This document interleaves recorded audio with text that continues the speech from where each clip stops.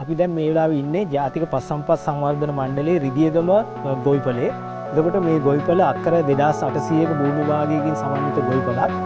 2015 වර්ෂයේ කිරිදෙනු 2500ක් මෙරටට ආනයනය කිරීමෙන් මෙම ගොවිපල ලීටර් 30000ක් දෛනිකව නිෂ්පාදනය කරන ගොවිපලක් බවට පත්කිරීමේ ව්‍යාපෘතියක් ආරම්භ කරනු ලැබුවා. එතකොට මේ ව්‍යාපෘතියට අනුව ඉතා සාර්ථකව ගොවිපල ගමන් කරමින් තියෙනකොට පහුගිය කාලේ මේ ගොවිපල විවිධ කාරණා නිසා බිඳ වැටීමට ලක් වුණා.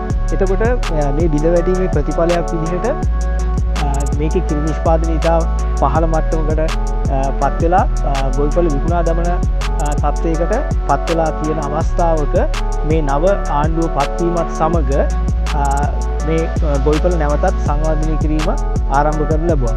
මේ දැන් ඉන්න භූමිය ගත්තාම අක්කර 60ක භූමි කොටසක් මේක පිවෙට් කියන ඉරිගේෂන් සිස්ටම් එකෙන් වතුර ලබා දෙමින් බඩ ඉරිඟු පෝෂක තුන වර්ග සෝගම් වගේ දේවල් කල්ටිවේට් කරන්න සකස් කරපු භූමියක්. මේ ව්‍යාපෘතිය 2015 ලංකාවට එනකොට ඒ සමගම ආවා මේ ඉරිගේෂන් සිස්ටම් එක. පිවෙට් සිස්ටම් එක ලංකාවට ප්‍රථම වතාවට ලංකාවට ආවා. මේ පිවෙට් සිස්ටම් එකේදී සිද්ධ වෙන්නේ අක්කර 60ක භූමි ප්‍රමාණයකට පැය 24ක් ඇතුළත මිලිමීටර් 10ක පමණ වර්ෂාවක් වැනි ඇති වෙන ප්‍රමාණයේ වතුර ප්‍රමාණයක් වර්ෂාවක් ආකාරයෙන් ලබා දෙන එක තමයි මේ පිවෙට් සිස්ටම් එකෙන් කෙරෙන්නේ. ඒකට මේ වගේ පිවෙට් 6ක්, ඒ කියන්නේ අක්කර 60 ගානේ අක්කර 360ක් ආවරණය වෙන පරිදි මේ පිවෙට් 6ක් මේ භූමියේ ඉදි කරලා තියෙනවා. ඉතින් පහුගිය කඩාවැටීම් සමයත් සමග මේ පිවෙට් එකක්වත්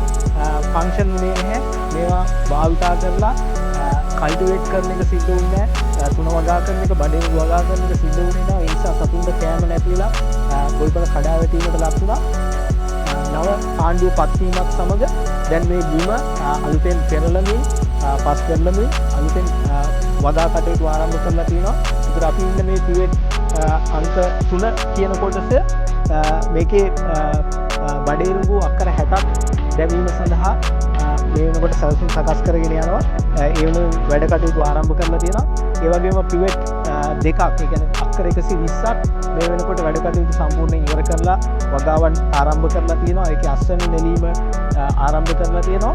ඉතින් ඉදිරියේදී තවත් පිවෙට් 3ක්, ඒ කියන්නේ අක්කර 180ක භූමි ප්‍රමාණයක් අපි සැලසුම් කරලා තියෙනවා. වැඩ කටයුතු ආරම්භ කරගෙන යනවා වගාවන් ආරම්භ කිරීමට. ඒතර මේ එක පිවෙට් එකක් ගත්තාම මේකෙන් ටොන් 20ක විතර තුනයි අස්වැන්නක් දවස් 70කට 80කට සැරයක් ලැබෙනවා. ඒතර අවුරුද්දකට 4 වතාවක් මේ එක පිවෙට් එකක් යටතේ තුන අස්වැන්න ලැබෙනවා. ඒ කියන්නේ ටොන් 80ක විතර වගේ අස්වැන්නක් එක පිවෙට් එකකින් ලැබෙනවා.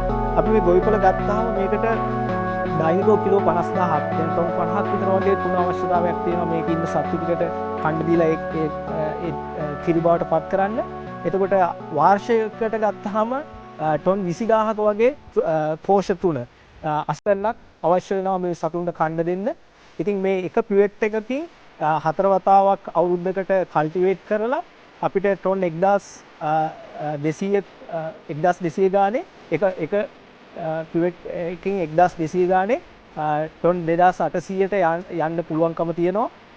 ඉතින් ඒ සඳහා දැන් අපි කටයුතු කරගෙන යනවා.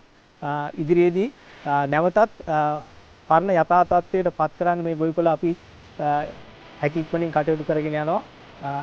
ලොකු කිරි නිෂ්පාදනයක් රටට දායක කරන ගොවිපලක් බවට නැවතත් මේ ආණ්ඩුව යටතේ මේ ගොවිපල පත්වීමට අපි බලාපොරොත්තු වෙනවා.